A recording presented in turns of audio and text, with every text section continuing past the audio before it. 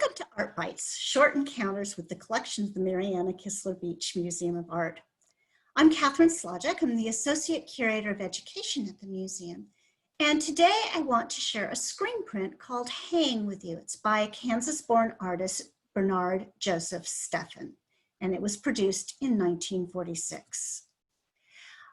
Bernard Steffen was born in Neodesha, Kansas in 1907. His father was a teacher. His grandfather was a farmer, and the family history has it that when Bernard Steffen was in elementary school, an artist came to the school to speak. And at that point, Bernard decided that he wanted to be an artist. The family convinced him to stay in Kansas and go to the Kansas City Art Institute on a scholarship after he graduated from high school in 1925. And he may have met Thomas Hart Benton at the Art Institute, as Benton was known to come and lecture at the Art Institute frequently. But eventually, Steffen ends up in New York City at the Art Students League and also at the Colorado Springs Art Institute.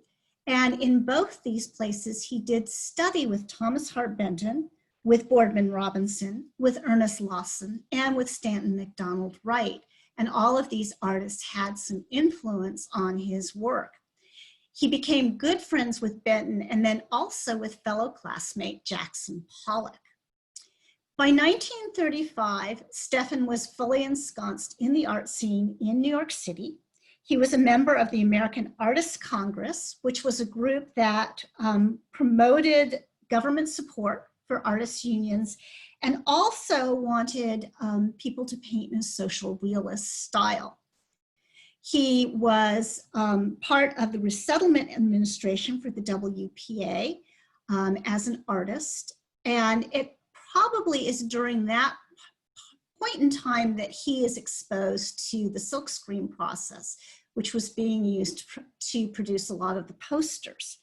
He also was a Public Works of Art project member, and the Neodesha Post Office is an example of one of his murals. In 1940, he goes on to form the National Serigraph Society with a number of other artists, including one that we will talk about in a little bit, who wrote an introduction to the silkscreen. He ends up in Woodstock, New York, and by the 1950s, his work has become much more abstract. And the untitled piece that you see on the screen here is an example of that type of work. At this point, he is probably more influenced by Stanton MacDonald Wright and sort of the synchronicity movement. He does publish a book called Silkscreen in 1963 for the National Silkscreen or Serigraph Society. In 1977, unfortunately, both his studio and house were destroyed by a fire, so much of his later work has been lost. He passed away in 1980. Let's take a little bit closer look at the silkscreen, the screen print called Hang. This is very typical of the first 20 years of Steffen's career. He was not considered one of the three main regionalist artists. John Stuart Curry, Thomas Hart Benton, and Grant Wood were those three artists. But he was definitely using that style and was influenced by Benton to really take his subject matter from the heartland. Of course, he grew up in Kansas as well. And the Associated American Artists talks about the fact that he was a vagabond around the country, traveling around in his Ford and hitchhiking, getting subject matter for his artwork. His style, because he's using the silkscreen in this case, is a little bit more abstract than some of the other regionalist artists. And one of the things that I really find interesting is that he often shows his farmers from the back, whereas Benton and Curry and Wood often showed the faces of the people, kind of gave them character, and sometimes are even a little satirical. I feel like Steffen is sort of portraying a more archetypal farmer. And because we see it as sort of the shape of the farmer, It stands for Every Farmer. This was produced as part of the Color Print Society, and this was a print club. There were a number of print clubs at the time, including the American Color Print Society and Associated American Artists. And part of that movement was to enable sort of the common man to purchase artworks for their home.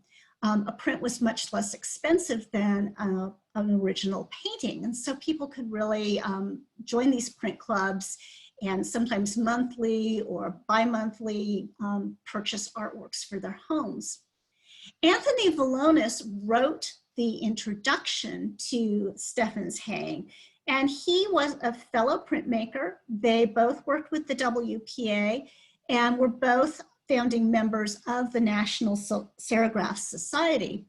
Anthony Vilonis was probably the best known silkscreen printer at the time. A silkscreen is actually produced by taking a silk screen. The parts that you do not want ink to go through are blocked off.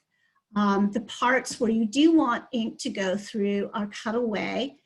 So like the idea of a stencil, and then you would use ink with a squeegee to go through the frame. Each color would require a separate screen. So if we look at a detail of Hang, we know that Steffen used 19 separate colors to create this color screen print. And if you look carefully, you can see the layers of the different colors. He uses a very thick paper, like a watercolor paper, and the end result is very much like a watercolor. So you can get these different shades, so as you look within the hay, you can see sort of the different colors within the hay, or in the sky, you can see how he has used sort of washes through those screens to create that watercolory look. Now, the original version of Hang was actually a lithograph, and a lithograph is created on a stone or a zinc plate. The process is much more like creating a drawing. You use a greasy pencil or a greasy ink. Once the drawing is made, the plate is chemically treated so that the areas where the ink has been will absorb the printing ink, and areas where the ink hasn't been will repel it. And then it is printed that way. So you can see this looks very much like a drawing. I think it's interesting to compare the two. Some of the things that are included in this, the cloud, the birds that sort of echo the movement of the wheat.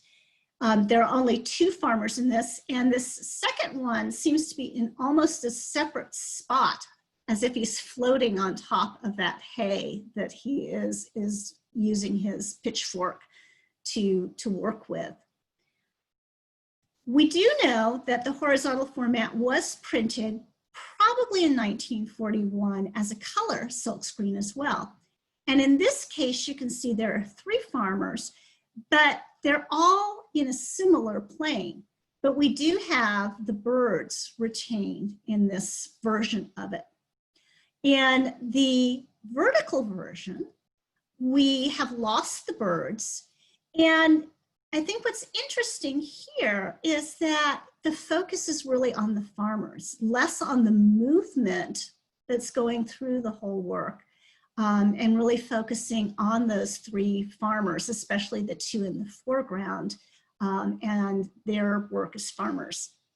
So I'd like to leave you with this thought, as we all have our own tastes in artwork, and comparing the 3, the lithograph, the horizontal format or the vertical format, and the color screen prints, thinking about which one you prefer and why you like that better than the others.